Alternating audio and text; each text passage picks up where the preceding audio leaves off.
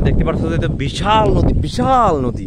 এই নদীর পাশ সাইডে আমরা ঘুরতে আসছি, মানে ভেরিতে ঘুরতে আসছি। আর এখানে কিন্তু অনেক বাতাস হইতেছে, অনেক বাতাস, মানে 50 কেজির নিচে যদি ওজন ওয়েট হয় তোমরা কোনো উড়ে পড়ে যাবে। আমার গায়ে মনে 60 কেজি ওজন আছে, আমি উড়ে পড়বো না কিন্তু। সেই রকম ওয়েদার দেখতে পারতেছো। আর এখানে তো তোমরা যদি কখনো যদি আসো অবশ্যই তোমরা ফিল দেখে বসতে পারবা, ঠিক আছে। আর ওই এখানে দেখতে পাচ্ছ ওই লঞ্চ যাইতেছে, আবার ওই বকুর একসাথে কতগুণ বক উড়ে যাইতেছে। এখানে দুজন শয়তান আছে, শয়তানের বাপের বাপ একদম সামনের দিকে অগ্রসর হইতেই আছে, মানে কোনো থামাথামি নেই। আর এখানে মাছ ধরার চেষ্টা করার আছে কিন্তু ধরা যাবে না কিন্তু।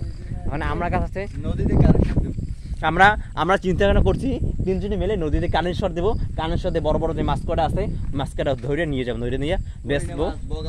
বগা মাছ আছে, হরিণী মাছ আছে, রাজা মাছ আছে। রাজা মাছ মানে কি রাজা মাছের মধ্যে রাজার মাছ আমরা ধরবো, ধরে কানেশ্বর দিয়ে দেবো আমরা। তার এখানে তো লাইন খাম্বা নাই, আমাদের বাড়ি থেকে তার টাইনা এখানে নদীতে কানেশ্বর দিতে হবে। আমাদের বাড়ি কিন্তু টোনা থেকে রাজাঘাট পর্যন্ত আনতে হবে, তারপর কানেশ্বর দিতে হবে।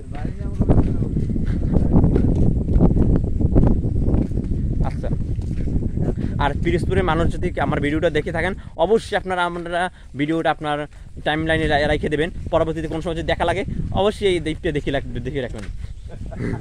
এই যে ওয়েদারটা সেই ওয়াও।